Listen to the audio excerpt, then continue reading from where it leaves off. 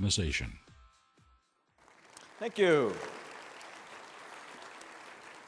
And good afternoon. I want to also personally welcome you to the 10th Bio World Congress on Industrial Biotechnology. We're glad to be back in Montreal to celebrate this important milestone. The World Congress highlights our industry's growth and its importance for generating green jobs and for making greener products and greener processes, all aimed at building a global bio-based economy.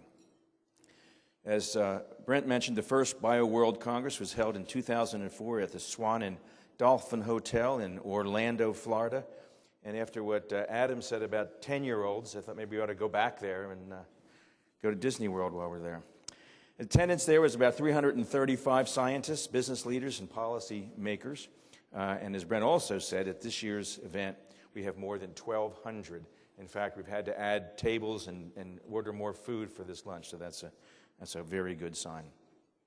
I'd also like to congratulate Brent and the members of BIO's Industrial and Environmental Governing Board, both present and past, for their foresight in establishing this conference, just as the industrial biotech sector was beginning to blossom. And since Brent did a shout out on me, I just thought it occurred to me to tell you something about Brent that you probably don't know, and that is that he is a painter.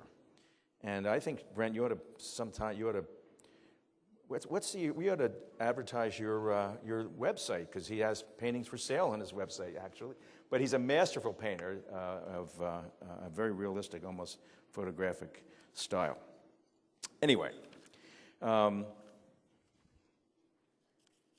each country and each region brings unique strengths and unique challenges to its role in growing the bio-based economy. We're fortunate to have a panel of industry leaders from around the world with us today to discuss the many regional approaches to advancing industrial biotechnology. So let me introduce our speakers and ask them to join me on stage. Andrew Casey is President and CEO of Biotech Canada. Come on up. Joanna Dupont-Inglis is the Director of Industrial Biotechnology for Europa Bio. And Dato Dr. Nazli Kamal is the Chief Executive Officer of the Malaysian Biotechnology Corporation, Biotech Corp. And Alex Ablayov is the President of the Russian Biofuels Association. So before we hear from our panelists representing Canada, Europe, Malaysia, and Russia, I'd like to give the policy perspective from the U.S. point of view. 15 years ago, 6 companies formed the Industrial Biotechnology section at Bio. Today, we have more than 85 members. It's the fastest growing segment of our association. The biofuel industry has grown substantially around the world. The United States has grown to a leading position due to the Renewable Fuel Standard. The renewable chemical industry is now growing rapidly and attracting increased investment. Public policy is only now beginning to recognize this and support the sector's growth. In the days before the Renewable Fuel Standard, the industry's goal was simple: to create a vision and advocate for the creation of a bio-based economy. The challenges now facing our industry require a rededication to our original vision and new initiatives to defend and expand it. All of you here should be part of that process, because the work that you do matters. Irrevocable global changes, climate change, population growth, growing incomes give rise to global challenges. Higher demand for resources, potentially reduced resource availability, requiring long-term solutions: food security, energy security, sustainability. The U.S. Bioeconomy Blueprint was released by the White House in April of last year. It sets ambitious targets for the use of renewable raw material and the production of biomaterials, with several important goals in mind. 1, generating economic growth. 2, sustainability, providing for societal needs and consumer goods. And 3, remaining competitive in a changing and challenging world.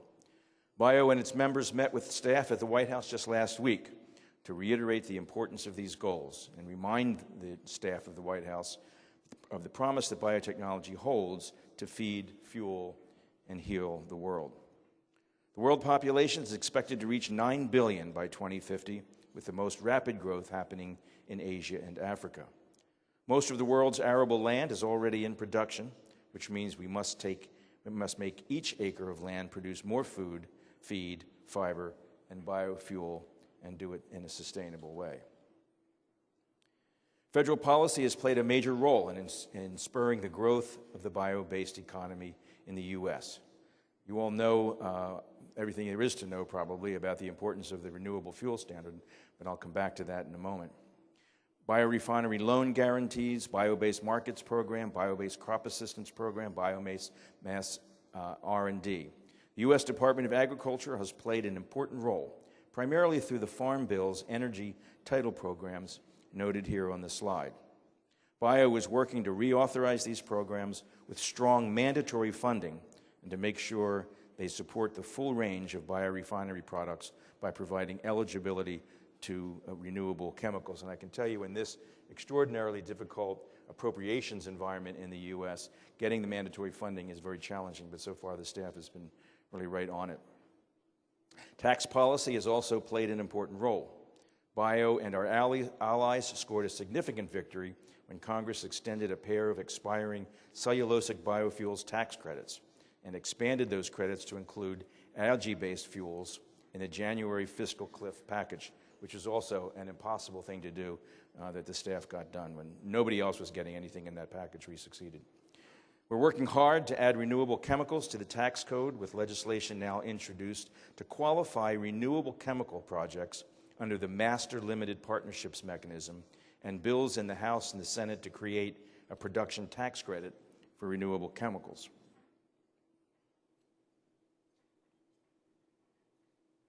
The U.S. military is investing in advanced, is that where I'm supposed to be? The U.S. military is investing in advanced biofuels. Last month, the U.S. Navy announced the first set of grants to pilot the nation's first commercial-scale drop-in aviation fuel manufacturing facilities. And that's not where I'm supposed to be. I'm supposed to be there. So last week, the Armed Services Committee in the Senate took up legislation, and there were 3 amendments offered that would have either killed or significantly weakened the Defense Department's biofuels initiative, and we were able to defeat them. These policies have been effective for the United States. Their continuation and stable implementation are necessary to allow businesses to plan and invest in building large-scale biorefineries. With these supportive national policies, the United States can continue to be competitive in commercializing industrial biotechnology and biorefineries. Here at the World Congress and in the preceding few weeks, we've seen significant announcements of commercial production starting up and new offtake agreements from companies such as Miriant and Solana. The United States must expand eligibility for investment incentives to new industrial biotechnology applications to continue to build a hometown industry. Under these policies, industrial biotechnology is contributing to economic growth today. In 2010, U.S. revenues from biotech crops were approximately $76 billion. U.S. revenues from bio-based fuels, materials, chemicals, and industrial enzymes were approximately $100 billion. Future growth potential is significant when we consider the size of the global market. Any potential share of that market would generate significant domestic economic and job growth benefits. The bio-based economy has the potential to contribute upwards of $230 billion to the global economy by 2020, according to the World Economic Forum. In fuels, production and use of advanced biofuel could displace at least 15 billion gallons of gasoline and diesel fuel each by 2022, the equivalent of 475 million barrels of oil. In renewable chemicals, by 2020, planned production capacity for biopolymers will grow to 12 million tons, representing 3% of a 400 million ton market, according to the Nova Institute. In environmental benefits, industrial biotechnology has the potential to save up to 2.5 billion tons of carbon dioxide emissions per year. If the industry can realize the vision of biorefineries that produce multiple products, streams, and reduced waste streams. Production of biofuel, mostly ethanol and now biodiesel, increased from less than 2 billion gallons to almost 14 billion gallons in less than a decade, thanks to the Renewable Fuel Standard. The ethanol industry generated around $40 billion in value in 2012. In the advanced biofuel sector, companies will have invested more than $5 billion over the past 5 years in research and development of projects in nearly every state, generating more than 5,000 new jobs. 2 cellulosic biofuel plants, Ineos Bio in Florida and Kior in Mississippi, are in commissioning stages, expected to begin commercial production this year. The first cellulosic RINs were generated in 2012. Additional cellulosic biofuel plants are under construction in Abengoa in Kansas, Poet DSM, and DuPont in Iowa, and expected to begin production in the next several years. Many others are in the planning stages. By lowering oil prices and displacing about 20% of U.S. oil imports, the RFS will contribute $144 billion to the GDP by 2022. Renewable chemicals and bio-based materials are also necessary ingredients to a healthier environment and increase economic competitiveness. These generate higher returns by volume from each barrel of oil than transportation fuels. Because renewable chemicals can be used in specialty applications, they command higher prices. Renewable chemicals are rapidly becoming an attractive target. Many companies are repositioning themselves as renewable chemical developers or have made biofuels development a secondary target. These renewable chemical developers are successfully attracting VC investment. Some are already economically competitive with petroleum-derived chemicals and have reached commercial scale. The OECD estimates that global renewable chemical market will reach $449 billion by 2017, including biofuels and pharmaceutical ingredients. Renewable substitutes are quickly emerging as major petrochemical building blocks. Ethylene, propylene, isoprene, as well as for direct routes to some key derivatives such as acrylic, succinic, and apidic acids, and butanediol. And you can tell I didn't study chemistry because I can't pronounce half of them. As indicated at the beginning, I believe we must rededicate ourselves to our vision for integrated biorefineries that leverage increasing agricultural productivity and industrial biotechnology innovation to create a robust, sustainable bioeconomy. U.S. biomass's efficiently and increasingly productivity and yields are the key to sustainability. Using biomass efficiently and increasing productivity and yields are the keys to sustainability. U.S. policy ought to continue its important role in driving the emergence of the bioeconomy, including more timely and predictable regulatory processes, tax credits and R&D grants, infrastructure investments, and workforce development. Stable, predictable policy will help companies unlock investment capital for new technologies. Growth of renewable chemicals technologies will create new manufacturing opportunities and improve economic competitiveness, especially if supportive policies are adopted. But many countries are competing to attract this industry as well. We'll undoubtedly hear from the other panelists today.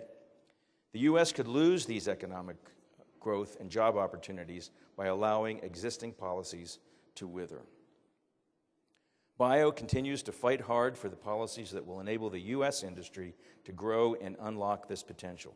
And as we do, it strengthens our argument when we can point out the significant investments and policy decisions other countries are making to develop their industrial and environmental biotech sectors. I'm sure my colleagues on the panel can make similar arguments to decision makers in their countries. National and regional competition to put the most effective policies in place is a race to the top that we all can win. There is an infinite amount to learn. There is a huge and urgent opportunity to serve the needs that will soon be 9 billion people inhabiting our planet. It will take the combined ingenuity, intelligence, and persistence of biotech innovators and entrepreneurs around the world to meet that challenge. With that said,